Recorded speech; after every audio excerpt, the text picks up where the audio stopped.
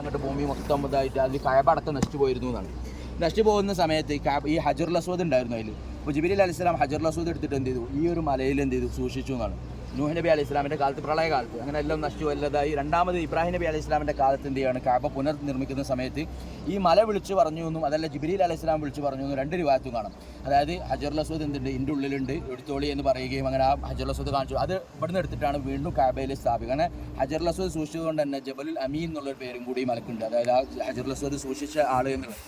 പിന്നെ അതുപോലെ തന്നെ ഈ ഒരു ഇതിപ്പോൾ ഇങ്ങനെ ഒരു മലയുടെ കഴിഞ്ഞിട്ട് ഈ മലയുടെ അവസാനിക്കും. പിന്നെ സഫാ മലയാണ് തുടങ്ങുകയാണ്. അതിൻ്റെ ഉള്ളിലാണ് ഇപ്പോൾ സഫാ മല, നമ്മൾ അതിൻ്റെ ഉള്ളിലാണ്. ഈ രണ്ട് മലയുടെ ഇടയിലുള്ള ഒരു സ്ഥലത്ത് ഒരു വീടുണ്ടായിരുന്നു. ദാറു അർഖം ഇബ്നു അബിൽ അർഖം എന്ന് പറയും. അതായത് അർഖം ഇബ്നു അബിൽ അർഖം എന്ന് പറയുന്ന സഹാബിൻ്റെ വീടായിരുന്നു. ഈ സഹാബിൻ്റെ ഒരു പ്രത്യേകത എന്ന് വെച്ചാൽ റസൂലുള്ളാഹിയുടെ നുബുവത്തിൻ്റെ, അതായത് നുബുവത്ത് കിട്ടി തുടക്കകാലത്ത് രഹസ്യമായിട്ട് പ്രബോധനം നടത്തിയിരുന്നത് ഈ സഹാബിൻ്റെ വീട്ടിൽ വെച്ചിട്ടാണ്. ഇതിൻ്റെ പ്രത്യേകത എന്ന് വെച്ചാൽ അബൂജാഹിലൊക്കെ വീടായിട്ടുള്ള അവരൊക്കെ വീട്ടിലുള്ള ഒരു സ്ഥലമായിരുന്നു അത്.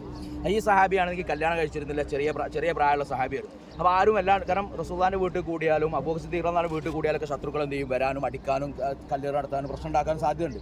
പക്ഷേ ഈ വീടാകുമ്പോൾ എന്ത് ചെയ്യില്ല, അധികം ശ്രദ്ധയിൽ പെടാത്തതുകൊണ്ട് റസൂലുള്ളാഹി തുടക്കകാലത്ത് പ്രബോധനം നടത്തിയിരുന്ന വീടാണ് ദാറു അർഖം ഇബ്നു അബിൽ അർഖം എന്ന് പറയുന്ന വീട്. ഇവിടെ വെച്ചിട്ടാണ് ഉന്നതരായിട്ടുള്ള പല സഹാബത്തും ഇസ്ലാം സ്വീകരിച്ച അതിലെ ഏറ്റവും ഉന്നതനായിട്ടുള്ള സഹാബി എന്ന് പറയുന്നത് ഉമർ ഇബ്നു ഖത്താബ് റളിയല്ലാഹു അൻഹു. ഉമർ ഇബ്നു ഖത്താബ് റളിയല്ലാഹു അൻഹു റസൂലുള്ളാഹിനെ വധിക്കണം വിചാരിച്ച് വാളുമായിട്ട് പോവുകയും അവനെ വൈകുന്നേരം പറഞ്ഞാൽ നിങ്ങൾ ആദ്യം പെങ്ങളെ പോയി നന്നാക്കുമെന്ന് പറയും. പെങ്ങൾ ഇസ്ലാം സ്വീകരിച്ചെന്ന് പറഞ്ഞ ചരിത്രം നമ്മൾ കേട്ടില്ല. അങ്ങനെ പെങ്ങളുമായിട്ട് സംസാരിച്ച് ആ ഖുർആനൊക്കെ കേട്ട് അങ്ങനെ മനസ്സ് മാറിയിട്ട് എന്ത് ഇസ്ലാം സ്വീകരിക്കാൻ വേണ്ടി വരുന്നത് കൊടുക്കുകയാണ്. ഈ ദാറു അർഖം ഇബ്നു അബിൽ, അത് ആ മൂലക്കായിട്ടാണ് വരിക. അതായത് ഇതിൻ്റെയും സഫൻ്റെയും അതിൻ്റെ ഇടയിൽ നടുവിലുള്ള സ്ഥലം, ആ ഗ്യാപ്പിൽ, ആ കോർണറിൽ, ആ ഷീറ്റിൻ്റെ അടിയിൽ, ഈ ഷീറ്റല്ല അപ്പുറത്തെ ആൾക്കാർ നിൽക്കുന്നില്ല അതിൻ്റെ ഏകദേശം അടിയിൽ, അവിടെ ആയിരുന്നു അർഖം ഇബ്നു അബിൽ അർഖം എന്ന് പറയുന്നത്. അവിടെ വെച്ചിട്ടാണ് ഉമർ റളിയല്ലാഹു അൻഹു ഇസ്ലാം സ്വീകരിച്ച സ്ഥലം എന്ന് പറയുന്നത്.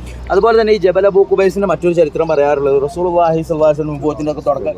ഞാൻ ഇനി പറയാൻ പോകുന്നത് ഈ ഒരു ഏരിയ മൊത്തം റസൂൽ എപ്പോഴും നിൽക്കുന്ന ഏരിയകളാണ്. കാരണം റസൂലിന്റെ വീട്, ഖദീജ ബീവിന്റെ വീട്, റസൂൽ എല്ലാ സമയത്തും ഉണ്ടാകുന്ന ഒരു ഏരിയയാണ് ഈ ഒരു ഭാഗം എന്ന് പറഞ്ഞാൽ ഹറമിന്റെ വെയിലടിക്കുന്നതിന് ഈ സൈഡിക്കുന്നു. അതായത് അപ്പോൾ റസൂലുള്ളാഹി ഒരിക്കലും ഇതേപോലെ ഇവിടെ ഇങ്ങനെ ഒരു രാത്രിയാകുമ്പോൾ ഇവിടെ ഇങ്ങനെ നിൽക്കുകയാണ്. അപ്പോൾ ഖുറൈശികളൊക്കെ വന്നിട്ട് ഇങ്ങനെ കളിയാക്കിയെന്നാണ്. ഉത്ബ, ഷൈബ, അതേപോലെ അബൂജാലിനെ പോലെ ആളുകൾ ഉന്നതരായിട്ടുള്ളതുണ്ട്.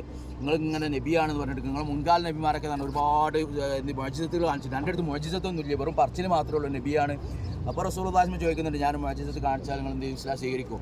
അവർ നിങ്ങൾ കാണിക്കുക ആദ്യം, എന്നിട്ട് നമുക്ക് നോക്കാം, ഓക്കെയാണെന്നുണ്ടെങ്കിൽ ഞങ്ങൾ ചിലപ്പോൾ സ്വീകരിച്ചിരുന്നില്ല, അങ്ങനെ അതായത് നിങ്ങൾ ആദ്യം കാണിക്കുമെന്ന് പറയുന്നുണ്ട്. അപ്പോൾ റസൂലുള്ളാഹി ദുആ ചെയ്തിട്ട് എന്ത് ചെയ്യാണ്, അന്ന് നല്ലൊരു പൂർണ്ണ ചന്ദ്രനുള്ള ഒരു രാത്രിയായിരുന്നു എന്നാണ്. റസൂലുള്ളാഹി ദുആ ചെയ്തപ്പോൾ എന്ത് ചെയ്തു, ആ ചന്ദ്രൻ അങ്ങോട്ട് പിളർന്നു എന്നാണ്. ആ പിളർക്കുന്ന സമയത്ത് റസൂലുള്ളാഹി ഉണ്ടായിരുന്നത് ഈ ജബൽ അബൂ ഖുബൈസിൻ്റെ അടിയിലാണ്. മഹാനായ ഇബ്നു അബ്ബാസ് റളിയല്ലാഹു അൻഹു ചെറിയൊരു വാഫ് ഉണ്ടെങ്കിലും ഒരു റിവായത്തുണ്ട്. അങ്ങനെ എന്ത് ചെയ്തു, രണ്ട് പാട്ടായിട്ട്, അതായത് ആ ഒറ്റ ചന്ദ്രൻ എന്ത് ചെയ്തു പിളർന്ന് രണ്ട് ഭാഗമായിട്ട് അതിൻ്റെ ഇടയിൽ കൂടെ ജബൽ അബൂ ഖുബൈസ് കണ്ടു എന്നാണ്.